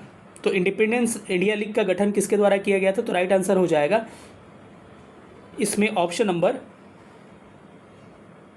डी हो जाएगा, क्योंकि इसमें कुछ दिया नहीं गया है। तो इंडिपेंडेंस ऑफ इंडिया लीग इसको गठित 1928 में किया गया था, और किसके द्वारा, सुभाष चंद्र बोस और आपके जवाहरलाल नेहरू के द्वारा किया गया था। तो ऑप्शन क्या हो जाएगा, आपका डी करेक्ट हो जाएगा, एक से अधिक। भगत सिंह नौजवान सभा 1926 में क्या किया था, गठित किया था। ठीक है, तो ऑप्शन इसका डी करेक्ट होगा। अगले प्रश्न पर आते हैं कि जवाहरलाल नेहरू को किस वर्ष भारतीय राष्ट्रीय कांग्रेस के अध्यक्ष के रूप में चुना गया था। तो ऑप्शन के हिसाब से देखिएगा, तो मैंने अभी आपको कहा था कि 1929 में लाहौर अधिवेशन में पूर्ण स्वराज की बात की गई थी, उसमें भी अध्यक्ष थे। 1936 में फिर से आपके लखनऊ अधिवेशन में समाजवाद हल की कुंजी, इसमें भी अध्यक्ष थे। और 1937 फैजपुर में भी अध्यक्ष थे, 3 जगह थे। तो क्या हो जाएगा, उपरोक्त में से एक से अधिक क्या होगा, इसका सही उत्तर हो जाएगा। चलिए अगले प्रश्न पर चलते हैं। अगला प्रश्न आपको दिख रहा होगा, निम्नलिखित में से कौन सा हिंदुस्तान रिपब्लिक एसोसिएशन आर्मी से जुड़ा था। ठीक है, तो इसका राइट आंसर क्या हो जाएगा, ये हो जाएगा ऑप्शन नंबर बी हो जाएगा, यानी कि जोगेश चटर्जी आंसर हो जाएगा। हिंदुस्तान रिपब्लिक एसोसिएशन HRA जिसे कहा जाता है, इसका गठन 1924 में किया गया था। कहाँ पर, कानपुर में इसका गठन किया गया था, किसके द्वारा, सचिंद्र सन्याल, जोगेश चटर्जी, इसके अलावा रामप्रसाद बिस्मिल के द्वारा गठन किया जाता है। और इन्हीं के द्वारा 9 अगस्त 1925 में क्या किया जाता है, काकोरी कांड, जिसे काकोरी ट्रेन एक्शन का नाम दिया गया है, ये घटना की जाती है। ठीक है, लेकिन 1928 में Hindustan socialist Republic association HSRA का गठन किया गया था। इसमें मुख्य भूमिका भगत सिंह इसमें मुख्य भूमिका किसकी थी, इसमें मुख्य भूमिका संस्थापक में भगत सिंह हो गया, चंद्रशेखर आज़ाद हो गया, सुखदेव हो गया, भगवती चरण वोहरा। भगवती चरण वोहरा ने क्या लिखा था, फिलॉसफी ऑफ बम लिखा था, मतलब इनकी प्रमुख भूमिका रही थी, आप इसे ध्यान रख सकते हैं। तो इसका ऑप्शन क्या हो जाएगा, बी बिल्कुल क्या होगा, सही उत्तर हो जाएगा। अगले प्रश्न पर चलते हैं। अगला प्रश्न का निम्नलिखित में से कौन सा क्रांतिकारी समूह काकोरी ट्रेन कांड से जुड़ा था। देखिए लगभग वही बात आ गया, तो वही हो गया Hindustan Republic army. Hindustan Republic army जो था, यानी HRA जिसे कहा जाता है, ये 9 अगस्त 1925 को क्या किया था, काकोरी कांड किया था। और इस काकोरी कांड में कौन कौन संलिप्त थे, रामप्रसाद बिस्मिल, अशफाकुल्ला खां, रोशन लाल, राजेंद्र लोहड़ी, इसमें फांसी दे दी गई इनको। और चंद्रशेखर आज़ाद भी थे, लेकिन चंद्रशेखर आज़ाद क्या गए, भाग गए थे चंद्रशेखर आज़ाद। ठीक है, तो ये काकोरी कांड याद रखिएगा। इसमें लखनऊ के जगह पर लखनऊ, ये आपकी इस संस्था 9 अगस्त 1925 को लखनऊ के काकोरी नामक स्थान पर 8 डाउन ट्रेन की डकैती इन्होंने किया था और हथियार लूटने की कोशिश किया था। तो इसको थोड़ा ध्यान रखिएगा। तो ऑप्शन क्या हो जाएगा आपका? ऑप्शन सी क्या होगा? बिल्कुल सही उत्तर हो जाएगा। अगले प्रश्न पे आते हैं बारदोली। देखिए बारडोली लिखा हुआ है। बारदोली नो टैक्स आंदोलन कब चलाया गया था? तो इस आंदोलन को 1928 में चलाया गया था। किसके द्वारा? सरदार वल्लभ भाई पटेल को, गुजरात के बारदोली में। और कहा जाता है इसी समय महिलाओं ने इनको सरदार की उपाधि दी थी। कई बुक्स में कई अलग अलग तरह का व्याख्या देता है सरदार की उपाधि को लेके। तो ऑप्शन क्या होगा इसका? बी 1928 क्या होगा? करेक्ट आंसर हो जाएगा। अगला प्रश्न है कि निम्नलिखित पुस्तकों में से कौन एक व्याकरण से संबंधित लिखित पुस्तक सामग्री है? इसमें अगर देखा जाए ऑप्शन के हिसाब से तो पहला जो है अष्टध्यायी जो है पाणिनि ने लिखा है। महाभाष्य जो है पतंजलि का है। और प्राकृत प्रकाश जो है श्री मथुरा प्रसाद का है। और तोलकापियम जो है तोलकापियर का है। और ये सारे व्याकरण से संबंधित थे। तो इस हिसाब से ऑप्शन क्या होगा इस प्रश्न का? बीपीएससी के द्वारा डी ऑप्शन लिया गया है कि सभी क्या होंगे इसमें व्याकरण से संबंधित हो जाएंगे। अगले प्रश्न पर हम लोग चलते हैं। अगला प्रश्न कह रहा है कि लोथल की विशिष्टता है। तो लोथल की क्या विशिष्टता है भाई? इसे गोदीवाड़ा कहा जाता है, यानी कि जहाज बनाने का स्थान। लोथल जो है सिंधु घाटी सभ्यता का क्या था? एक स्थल था जो कि गुजरात में अवस्थित है। तो ये प्रश्न पूछा जा सकता है। तो ऑप्शन क्या होगा इसका? ए करेक्ट हो जाएगा। इसके अलावा कालीबंगन जो है राजस्थान में है और जोते हुए हल्के साक्ष्य कालीबंगन से मिले हुए हैं। मोहनजोदड़ो से कई सारे साक्ष्य मिले हुए, जैसे कांसे की नर्तकी मूर्ति हो गई, सूती वस्त्र का हो गया, घोड़े के अस्तित्व का हो गया, महान स्नानागार हो गया, अन्नागार हो गया, ये सारे यहाँ से मिले हुए। वही हड़प्पा 1921 में खोजा गया था, पाकिस्तान में अवस्थित है और रावी नदी के बाएं तट पर है। और 1921 में दयाराम साहनी ने इसकी स्थल की खोज की थी। ठीक है। वही मोहनजोदड़ो की खोज किसने किया था? राखलदास बनर्जी ने 1922 में किया था। तो ये सारे प्रश्न आपसे पूछे जा सकते हैं, इंपॉर्टेंट प्रश्न है। वही सबसे बड़ा स्थल जो है राखीगढ़ को माना जाता है भारतीय सबसे बड़ा स्थल। ठीक है, सिंधु घाटी सभ्यता का। इसके अलावा धौलावीरा को कहा जाता है कि 3 भागों में बटा हुआ है ये, और ये गुजरात में अवस्थित है। उन्नत जल प्रबंधन की व्यवस्था यहाँ पर मिलती है। तो ये सारे प्रश्नों को आप थोड़ा सा ध्यान में रख सकते हैं। तो ऑप्शन ए करेक्ट होगा। अगला प्रश्न है कि गुप्त राजाओं ने बड़ी संख्या में सोने के सिक्के जारी किए, उन्हें क्या कहा जाता था? तो इनसे क्या कहा जाता था? देखिए, दिनार कहा जाता था सोने सिक्के को, और रजत कहा जाता था किसको? चांदी के सिक्के को। तो इसको थोड़ा सा ध्यान रखिएगा। इसके अलावा आप जाइएगा दिल्ली और मुग़लों में, तो उनमें आपने टांका जारी करते थे। किसके सिक्के? टांका और जितल नाम का सिक्का ये लोग जारी किया करते थे। ठीक है, तो ऑप्शन क्या होगा इसका? बी करेक्ट हो जाएगा। अगला प्रश्न है फिरोज शाह तुगलक ने शासनकाल में रजबा एवं उलुगखानी निम्नलिखित में से किसका नाम था? तो यह एक तरह का क्या था? नहर था। ठीक है, हमने फिरोज शाह तुगलक के बारे में ऑलरेडी पहले बता रखा है कि नहरों से काफ़ी ये काम किया था नहर को लेके। अगला प्रश्न है कि कौन सा ऐसा सुल्तान था जिसने खलीफा के नाम से का कोई महत्व नहीं दिया था? तो ये क्या नाम था इस सुल्तान का?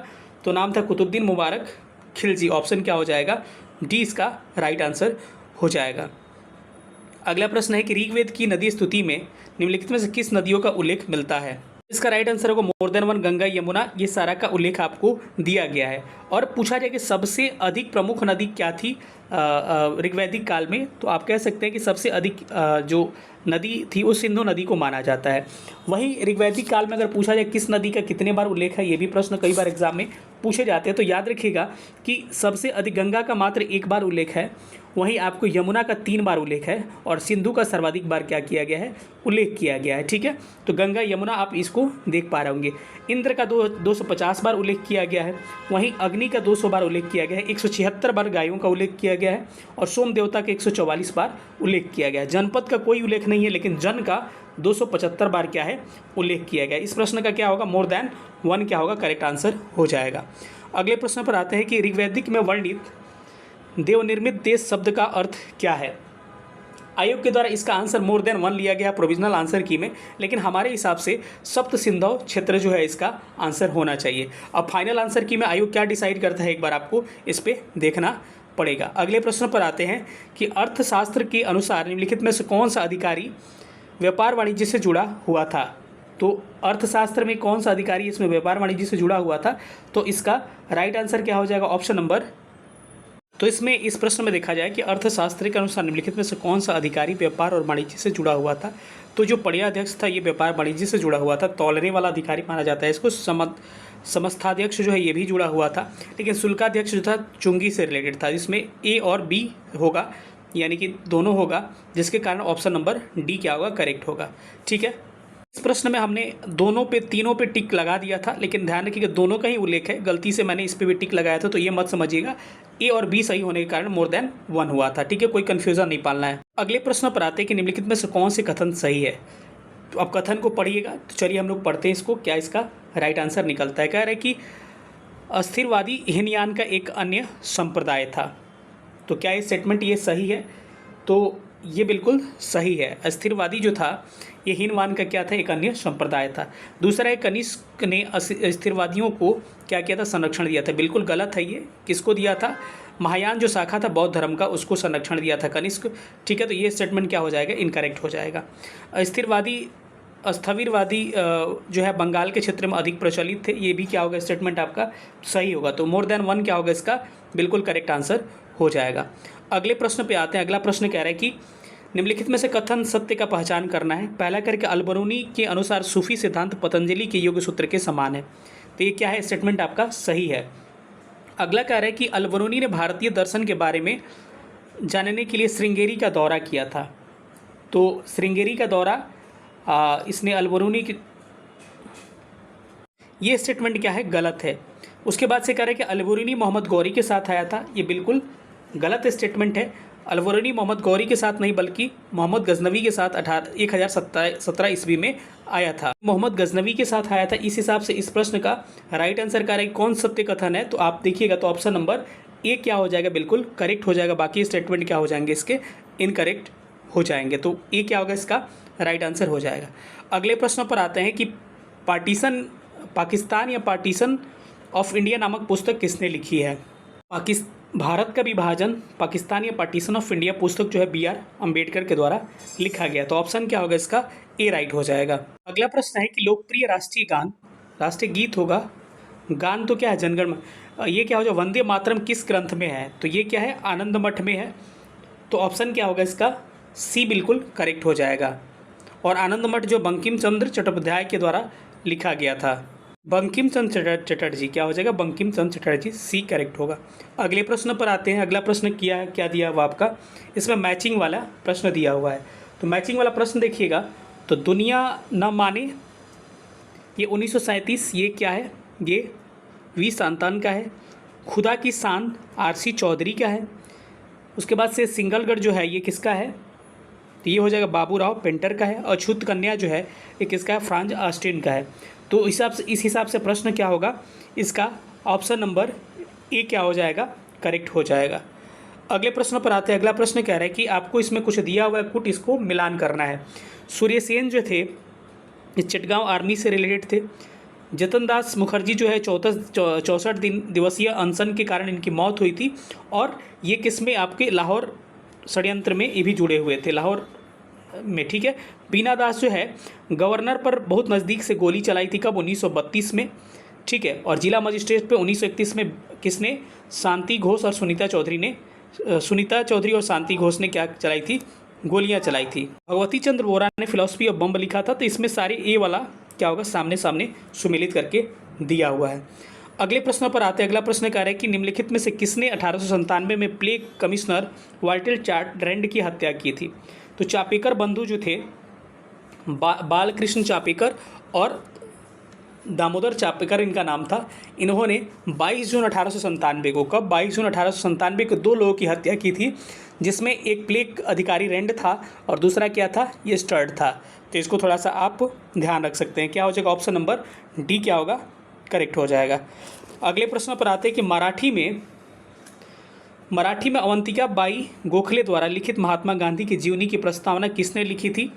तो इसकी प्रस्तावना लिखा था किसने, तो हो जाएगा बाल गंगाधर तिलक। ऑप्शन क्या होगा, ए इसका करेक्ट आंसर हो जाएगा। अगला प्रश्न दिया हुआ है कुछ इसमें, कह रहे कि फरवरी 1945 में रॉयल इंडियन नेवी की विद्रोह हुआ था। 18 फरवरी 1946 में हुआ था, ना कि 45 में। तो ये क्या हो जाएगा, गलत हो जाएगा।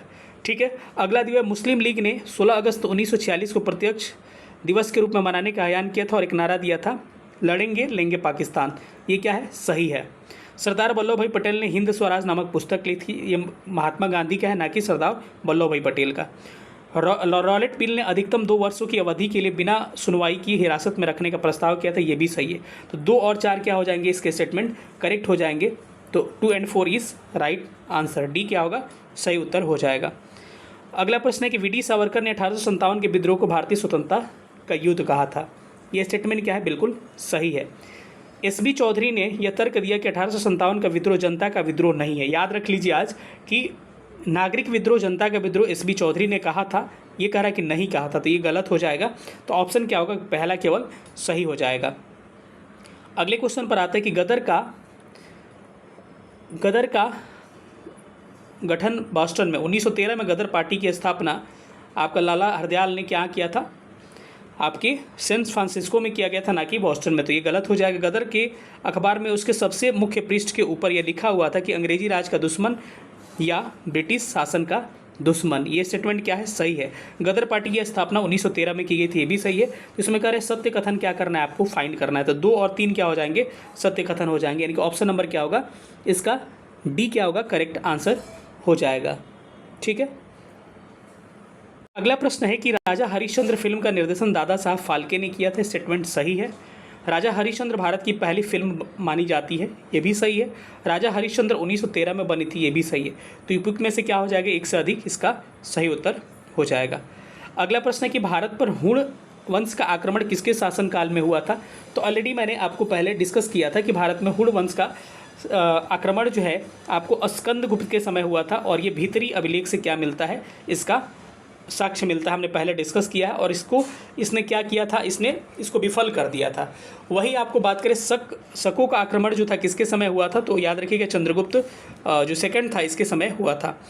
अगला प्रश्न है कि मंदसौर प्रशस्ति किस शासक की उपलब्धियों का विवरण है। तो किसका है, कुमार गुप्त का है, और इसी कुमार गुप्त के समय नालंदा विश्वविद्यालय की स्थापना किया गया था। ठीक है। अगले प्रश्न पर आते हैं। अगला प्रश्न है कि फाहियान की यात्रा वृत्तांत में एक अस्पताल का विवरण किस स्थान पर मिलता है। तो फाहियान जो है ये इसकी पाटलिपुत्रा में एक अस्पताल का क्या करता है, ये जिक्र किया हुआ है। तो ऑप्शन क्या होगा, इसका डी करेक्ट हो जाएगा। अगले प्रश्न पर आते हैं कि कपिल मुनि के दर्शन के किस सिद्धांत को प्रतिपादित किया था। तो कपिल मुनि ने किस दर्शन को प्रतिपादित किया था, तो क्या हो जाएगा, इसका राइट आंसर हो जाएगा ऑप्शन नंबर सी हो जाएगा, सांख्य हो जाएगा। इसके अलावा पूर्व मीमांस को किसने, जैमिनी ने किया था। उसके बाद कपिल सांख्य क्या हो गए, न्याय दर्शन का किसने, गौतम ने किया था। वज्रायण ने उत्तर मीमांस का किया था, वज्रायण ने। ठीक है। तो इसको, तो ऑप्शन क्या होगा, इसका बी क्या हो जाएगा, बिल्कुल सही उत्तर हो जाएगा, सांख्य दर्शन। अगला प्रश्न है कि मुगलों की दरबारी भाषा क्या थी। तो मुगलों की दरबारी भाषा क्या थी, पर्शियन थी। तो ऑप्शन क्या होगा, बी करेक्ट हो जाएगा। अगला प्रश्न है कि नौरोज का पर्व मुगलों ने लिया था। तो नौरोज का पर्व कहाँ से लिया था, तो ये लिया गया था कहाँ से, तो इसका राइट आंसर हो जाएगा पारसियों से। तो क्या होगा, ऑप्शन ए करेक्ट हो जाएगा। अगला प्रश्न है कि गुरु नानक ने किस गुरु को अपना उत्तराधिकारी बनाया था। तो गुरु नानक द्वारा गुरु अंगद को अपना उत्तराधिकारी बनाया गया। तो ऑप्शन क्या होगा, इसका डी करेक्ट हो जाएगा।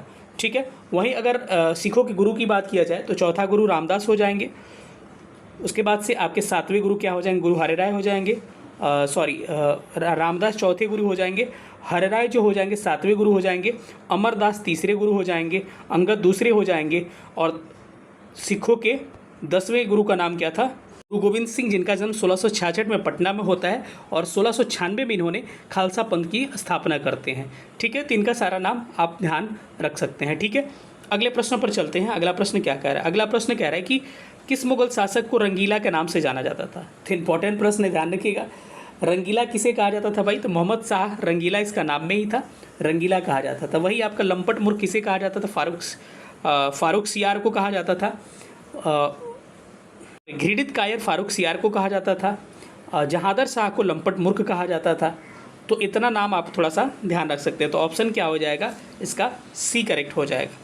अगले प्रश्न पर चलते हैं कि सिंध किस ब्रिटिश प्रांत के द्वारा विजित किया गया था, किस ब्रिटिश के द्वारा। तो नेपियार, वही कहा था अफगान तूफान का पूछ था, इस तरह से संबोधित किया था। 1843 में इसको क्या किया गया था, विजित किया गया था। इसका गवर्नर नेपियार को ही बनाया गया था। और उस समय एलन बरो क्या था, भारत का गवर्नर जनरल था, जिसने संडे की छुट्टी भी स्टार्ट कर दी, और सिंध विजय उसी के समय माना जाता है। अगला प्रश्न है कि जेम्स एंड्रयू रैमजे जो है किस गवर्नर जनरल का नाम है। तो इसका लॉर्ड डलहौजी का नाम है।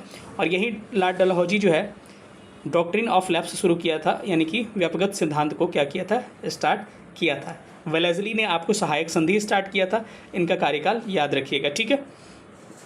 अगला प्रश्न है कि महात्मा गांधी ने असहयोग आंदोलन के दौरान विरोध स्वरूप एक पुरस्कार लौटा दिया, तो किस कैसर हिंद क्या किया था, इन्होंने लौटा दिया था, ठीक है। तो ऑप्शन क्या हो जाएगा, ऑप्शन डी इसका क्या हो जाएगा, करेक्ट आंसर हो जाएगा।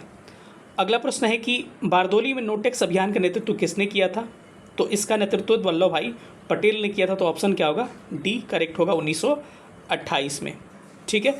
ये किसानों से रिलेटेड आंदोलन था।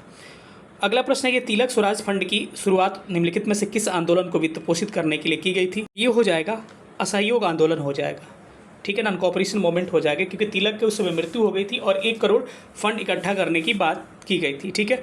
1 अगस्त 1920 को इनकी मृत्यु हो गई थी। नेताजी सुभाष चंद्र बोस ने किस वर्ष फॉरवर्ड ब्लॉक की स्थापना की थी, तो 1939 में की थी, ठीक है। अगला प्रश्न है कि प्रसिद्ध कामघाट मारू घटना जो है निम्नलिखित में से किस देश से संबंधित है, तो ये कनाडा से संबंधित था, ठीक है। इसके द्वारा नेतृत्व में हुआ था, तो गुरदीप सिंह इसका नाम था, एक पंजाबी थे। और ये कामघाट मारू क्या था, ये एक जहाज़ था, जापानी जहाज़ था, जिसे भारतीयों को कनाडा पहुंचाने के लिए लिया गया था। और इसको जो है सिंगापुर से कनाडा पहुंचाने की बात चल रही थी, जिसके बीच में क्या हो गया, वहाँ जाने से पहले, उतरने से पहले, वेंगनूर से पहले इन्होंने इस जहाज़ को लौटा दिया। तो ये क्या था, कनाडा से रिलेटेड था। अगले प्रश्न पर आता है। अगला प्रश्न क्या है कि इल्बर्ट विल विवाद जो है किससे संबंधित था, तो ये किससे संबंधित था, न्यायपालिका में नस्लीय भेद से संबंधित था। इल्बर्ट विल जो 1883 में आया था और इसमें यह प्रावधान कर दिया गया था कि यूरोपीय लोगों के केस की भी सुनवाई भारतीय जज कर सकते हैं, जिसका यूरोपियों ने विरोध किया था। तो ये हो जाएगा ऑप्शन नंबर सी। और इस समय क्या था, गवर्नर वाइसराय कौन था, रिपन क्या था, वाइसराय था, ठीक है। अगले प्रश्न पर आते हैं। कह रहे कि भारतीय स्वतंत्रता लीग की स्थापना किसने किया था, तो भारतीय स्वतंत्रता लीग की स्थापना रास बिहारी बोस के द्वारा की गई थी। तो ऑप्शन क्या होगा, ए करेक्ट हो जाएगा। अगला प्रश्न है कि सच्चिदानंद सिन्हा द्वारा संपादित बिहार स्थित एक समाचार पत्र ने राष्ट्रवादी के विचारों को फैलाने में महत्वपूर्ण भूमिका निभाई थी। उसका नाम था द सर्च लाइट, उसका नाम था। तो ऑप्शन क्या होगा, इसका बी करेक्ट हो जाएगा। आपको यहाँ से वंश दिया हुआ है, इसका क्या करना है, आपको टेन्योर सजाना है। चलिए सजाते हैं। सबसे पहले कुषाण की बात किए तो 15 ईसा पूर्व ईसा हो जाएगा ये। उसके बाद से 185 ईसा पूर्व क्या हो जाएगा, आपका शुंग हो जाएगा। उसके बाद से थोड़ा सा आगे पढ़ते तो 4th सेंचुरी में क्या होगा, गुप्ता हो जाएगा। और ये 75 ईसा पूर्व में आपका क्या हो जाएगा, कण्व हो जाएगा। तो इस हिसाब से सजाइएगा तो क्या हो जाएगा, 2 4 1 3। तो ऑप्शन क्या होगा, इसका बी बिल्कुल करेक्ट आंसर हो जाएगा। अगले प्रश्न पर चलते हैं। अगला प्रश्न कह रहा है कि कौन सा लेखक गियासुद्दीन तुगलक, मोहम्मद बिन तुगलक तथा फिरोज शाह तुगलक का समकालीन था, जिसका नाम क्या था, जियाउद्दीन बर्नी इसका नाम था। तो ऑप्शन क्या हो जाएगा, सी हो जाएगा, ठीक है। अब जियाउद्दीन बर्नी का 2 जो पुस्तकें थी उसको लेख था, उसको आपको कमेंट करके बताना है। अगला प्रश्न है कि सूची फर्स्ट को सूची सेकंड से क्या करना है, सुमेलित करना है। तो आप देखिएगा तो ये लिनलिथिगो ये चला जाएगा कहाँ पर, आपके 4 में चला जाएगा, तो 1936 के टाइम पे। लॉर्ड माउंटबेटन जो है 1947 आज़ादी के समय चला जाएगा। और लॉर्ड विलिंगटन जो है ये कहाँ चला जाएगा, 1931 में। और लॉर्ड वेबल 1944 में। इस हिसाब से 4 3 2 1 इसका क्या हो जाएगा, right answer option number C हो जाएगा। अगला प्रश्न है कि कुछ कथन दिया है कि इल्बर्ट विल जो है 1886 में आया था, गलत है। ये 1883 में आया हुआ था, तो ये स्टेटमेंट गलत है। भारतीय राष्ट्रीय कांग्रेस का प्रथम सेशन जो है मुंबई में हुआ था, ये सही है। तो क्या है, एक सही है, एक सही है तथा सेकंड असत्य है। एक सत्य है, सेकंड असत्य है। एक असत्य है, एक असत्य है और तथा दूसरा क्या है, सत्य है। तो ये क्या होगा, कथन 1 असत्य है तथा कथन 2 क्या है, सत्य है। तो क्या हो जाएगा, ऑप्शन डी इसका करेक्ट आंसर हो जाएगा। अगला प्रश्न है कि गुप्त काल में बृहद संहिता जो है किसकी रचना है, तो अभी हमने कुछ देर पहले बात किया था कि वरामिहिर की रचना है। आर्यभट्टियम जो किसका है, आर्यभट्ट की रचना है। अगले प्रश्न पर आते हैं। अगला प्रश्न कह रहा है कि हुमायूं नामा की रचना मुगल सम्राट की पुत्री गुलबदन बेगम ने की थी, वह मुगल सम्राट थे। तो हुमायूं नामा की रचना किसने किया था, तो गुलबदन बेगम ने किया था। और किसके, तो ये बाबर की क्या थी, पुत्री थी। अगला प्रश्न है कि इनका टेन्योर इनका भी सजाना है। तो चलिए हम लोग सजा के देखते हैं। सबसे पहले समुद्रगुप्त इसमें हो जाएगा। समुद्रगुप्त के बाद से कौन हो जाएगा, चंद्रगुप्त सेकंड हो जाएगा, विक्रमादित्य जिसे कहा जाता है। उसके बाद से कौन आ जाएगा, उसके बाद से कुमारगुप्त आ जाएगा, ये थर्ड हो जाएगा। और स्कंदगुप्त क्या हो जाएगा, 4 नंबर पर चला जाएगा। उस हिसाब से इस ऑप्शन को सजाने की कोशिश किया जाए तो क्या हो जाएगा, सबसे पहले क्या आ जाएगा, आपका 4 आ जाएगा।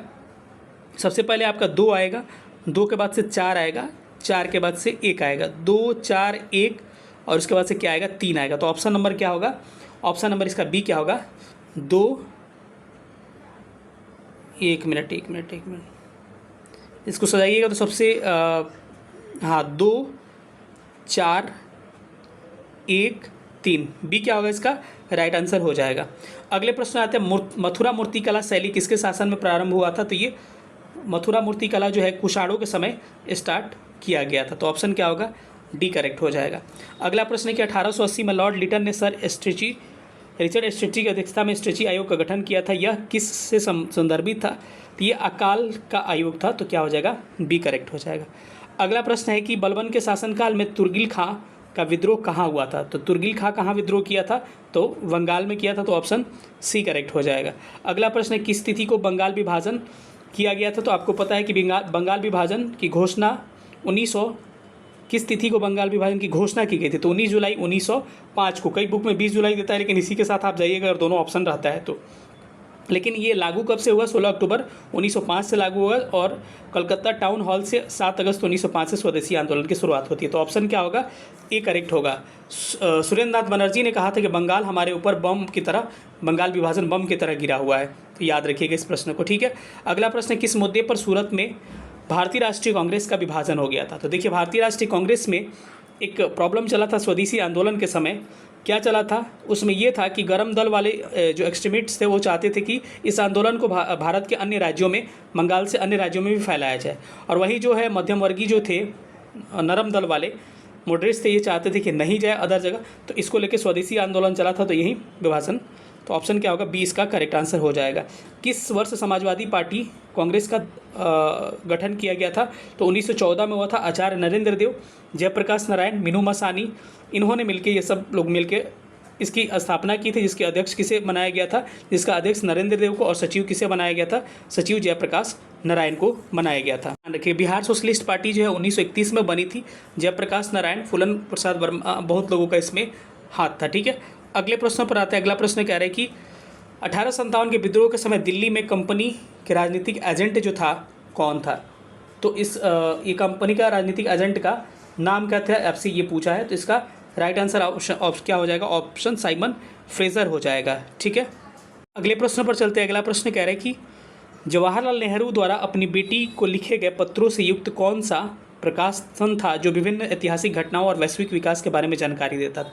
तो इंग्लिश इसका सही ग्लिम्पसेस ऑफ वर्ल्ड होता है, यानी कि विश्व के इतिहास की झलकियाँ। ऑप्शन ये हो जाएगा। बाकी डिस्कवरी ऑफ इंडिया, एक पिता से उसकी बेटी को पत्र, जवाहरलाल नेहरू की आत्मकथा, सब इन्हीं के। तो ऑप्शन क्या होगा इसका ए करेक्ट हो जाएगा। अगला प्रश्न है कि अकबर की पालक माँ का नाम क्या है? यानी कि अकबर का होने के बाद से अकबर को पालन पोषण या फिर बाद में चल के किसने देख रेख किया? तो याद रखिए हमीदा बानो बेगम क्या थी? इसकी माता थी, जो कि हुमायूं की पत्नी थी। हुमायूं जो था अकबर का क्या था? बेटा था। सॉरी हुमायूं का बेटा क्या था? अकबर था। और इसकी वाइफ का नाम था हमीदा बानो बेगम, और इसी से अकबर पैदा लिया था, ठीक है। लेकिन इसकी देख रेख किसने किया था? महामनगा किया था। तो आपको पता होगा, इसीलिए महामनगा का प्रभाव अकबर पे पहले शुरू में देखने को मिलता है और अकबर कुछ काम नहीं कर पाता है, लेकिन बाद में फिर इससे निकलता है और आगे कर पाता है, ठीक है। अगले प्रश्न पर आते हैं। अगला प्रश्न कह रहा है कि भारत का प्रारंभिक इतिहास पुस्तक के लेखक कौन है? तो इसके हैं वी ए स्मिथ क्या है इसके लेखक? तो ऑप्शन क्या होगा बी करेक्ट हो जाएगा। निम्नलिखित में से कौन सा प्रत्यक्ष रूप से काकोरी ट्रेन कांड से संबंधित नहीं थे? तो हमने कहा था रोशन सिंह, राजेंद्र लोहड़ी, अशफाकुल्ला खां, ये सारे लोग थे, लेकिन सुखदेव इससे रिलेटेड नहीं थे। सुखदेव, राजगुरु और भगत सिंह की फांसी जो थी 23 मार्च 1931 को हुई थी। किस केस में? लाहौर षड्यंत्र में। वही है जो है चंद्रशेखर आज़ाद जो है मुठभेड़ में मारे गए थे अल्फ्रेड पार्क में 27 फरवरी 1931 को मारे गए थे, ठीक है। इनको सारा ध्यान रख सकते हैं। काकोरी कांड हमने बताया था 9 अगस्त 1925 को HRA ने किया था, हिंदुस्तान रिपब्लिक एसोसिएशन के सदस्यों ने किया था। अगला प्रश्न है कि 1906 में मुस्लिम लीग की स्थापना किसने की? ब्रिटिश और प्रतिनिधिमंडल के बीच में मध्यस्थता की भूमिका निभाई थी। तो इसका नाम क्या था? आर्चबोल्ड इसका नाम था। ऑप्शन डी हो जाएगा। मुस्लिम लीग की स्थापना 1906 में की जाती है और आगा खां जो है इसके प्रथम अध्यक्ष बनाए जाते हैं। और इसकी स्थापना जो है सलीमुल्लाह जो है ढाका में, पहला ऑप्शन सलीमुल्लाह ही टिक करिएगा अगर ऑप्शन में रहेगा तो। 1907 में कराची में और फिर 1908 में अमृतसर में क्या होता है? इसका अधिवेशन होता है। अगला चलते हैं। अगला प्रश्न है कि अक्टूबर 1937 में वर्धा सम्मेलन किस शैक्षणिक दृष्टिकोण से समर्थन किया था? वर्धा आपको पता है गांधी जी द्वारा मतलब कि माना जाता है कि यही इसके क्या थे? जन्मदाता थे। और 7 से 14 वर्ष की आयु के बच्चों को एजुकेशन फ्री करने की बात चली थी। इसका राइट आंसर होगा व्यापारिक, शारीरिक, स्वयं के शास्त्र, एकीकृत स्थानीय भाषाओं में शिक्षा का क्या करना? वकालत करना। हिंदी में शिक्षा देने की बात की गई थी। नूह सिपीहर की काव्य रचना मुख्य रूप से किस ऐतिहासिक व्यक्ति पर केंद्रित है? तो ये किस पे है? मुबारक शाह खिलजी पे है। तो ऑप्शन क्या होगा इसका? ए करेक्ट हो जाएगा। अगले प्रश्न पर चलते हैं। अगला प्रश्न दिया हुआ है कि एडवोकेट ऑफ इंडिया जो है, देखिए इस पुस्तक के लेखक जो है ना दुर्गादास है, लेकिन इसके संपादक एन सेन थे कहे जा सकते हैं। हिंदुस्तान ये बुक नहीं है, मदन मोहन मालवीय का हिंदुस्तान है, हिंदुस्तानी नहीं है। तो ये क्या है? ऑप्शन ही गलत दिया हुआ है। इस हिसाब से बंगाली जो है एस सेन का है, सुधारक जो है जी के गोखले का है, गोपाल कृष्ण गोखले का। सर्वेंट सोसाइटी ऑफ इंडिया की स्थापना 1905 में इन्होंने की थी। इस हिसाब से इसके कारण इस प्रश्न को क्या किया है? बीपीएससी के द्वारा डिलीट कर दिया गया है। ठीक है, अगले प्रश्न पर आते हैं कि किसने कांग्रेस के सुरक्षा वाल्व शब्दावली का प्रयोग 1916 में यंग इंडिया के में प्रकाशित लेख में किया था? तो लाला लाजपत राय इसका करेक्ट आंसर हो जाएगा। अगला प्रश्न है कि संध्याकार नंदिनी के रामचरित में केंद्रीय व्यक्ति जो है कौन है? तो इसके केंद्रीय व्यक्ति कौन है? इसका नाम हो जाएगा ऑप्शन ए क्या हो जाएगा? रामपाल क्या हो जाएगा? इसका सही उत्तर हो जाएगा। तो इसका राइट आंसर क्या होगा? Rampal is right answer. चलिए अगले प्रश्न पर चलते हैं। अगले प्रश्न को हम लोग देखते हैं। अगला प्रश्न है कि विजयनगर साम्राज्य के 300 बंदरगाह होने और वहां विभिन्न क्षेत्रों के साथ वाणिज्यिक संपर्क स्थापित करने के बारे में किसने बयान दिया था? तो ये बयान किसके द्वारा? अब्दुल रज़ाक के द्वारा दिया गया था। और अब्दुल रज़ाक जो है ये फारस का यात्री था, 1442 में आया था। और किसके दरबार में? देवराय सेकंड के दरबार में आया था, देवराय सेकंड। वहीं बात करें मार्को पोलो कहाँ का था? इटली का था। इब्न बतूता क्या था? मोरक्को ट्रैवलर था। इब्न बतूता कहाँ का था? मोरक्को ट्रैवलर था। ठीक है, उसके बाद से मोहम्मद बिन तुगलक के दरबार में ये था आपका इब्न बतूता, मोरक्को ट्रैवलर था। अलबरूनी जो था किसका था? महमूद गजनवी के साथ आया हुआ था। तो अब बात करें विजयनगर साम्राज्य के समय निकोलस कॉन्टी जो था ये कहाँ का था? आपका इटली का था, देवराय प्रथम के दरबार में आया था। नूनी जो था पुर्तगाल का था, अच्युत देवराय के समय आया था। वही डोमिंग पायस जो है पुर्तगाल का था, जो कृष्ण देवराय के समय आया था। और बारबोसा जो है ये पुर्तगाल का कृष्ण देवराय के समय आया था। ठीक है, तो इसका right answer option number B हो जाएगा। अगला प्रश्न है कि किसने निम्नलिखित में से किसने विदेशी धरती पर इंडियन ओपिनियन नामक अखबार निकाला था? दक्षिण अफ्रीका से विदेशी धरती से महात्मा गांधी के द्वारा 1904 में इंडियन ओपिनियन निकाला गया था। ठीक है, गदर सोहन सिंह भाखना जो थे गदर पार्टी के अध्यक्ष बनाए गए थे। इसके अलावा अगर बात करें कि 1910 में गांधी जी ने टॉलस्टॉय फॉर्म की स्थापना की थी। मैडम भिकाजी कामा को क्या कहा जाता है? भारतीय स्वतंत्रता की जननी के नाम से संबोधित किया जाता है। जर्मनी के स्टुटगार्ट में सबसे पहले तिरंगा इन्होंने ही फहराया था। ये हो जाएगा। इसी के साथ हमारा सेशन समाप्त हुआ। कैसा लगा सेशन सब लोग बताइएगा, और नीचे टेलीग्राम ग्रुप का डिस्क्रिप्शन में लिंक होगा, उसे ज्वाइन करिएगा। और कोई भी कमेंट होगा तो ज़रूर हमें बताइएगा। उम्मीद कर रहे हैं कि इस वीडियो में शायद मैक्सिमम सारे प्रश्न सही हैं, और maximum BPSC provisional answer keys है। जिसके प्रोविजनल आंसर की नहीं आए हैं उसके आंसर हम लोगों ने बढ़िया से तैयार किया है। कोई इसमें एरर नहीं आना चाहिए। अगर बाय द वे कोई अगर एरर आ भी जाता है बाय द वे, तो उसको कमेंट बॉक्स में पिन कर दिया जाता है। वहाँ एक बार पहले जाके देख लें, उसके बाद से आप कमेंट कर सकते हैं अगर वहाँ नहीं रहता है तो। ठीक है, तो कैसा लगा सेशन, हमारा प्रयास कैसा लगा ज़रूर बताइएगा। किस सब्जेक्ट का डिमांड है ये भी बताइएगा। मिलेंगे अगले सेशन, तब तक अपना ख्याल रखिएगा। सेशन देखने के लिए बहुत बहुत धन्यवाद। Thank you so much. जय हिंद, लव यू ऑल।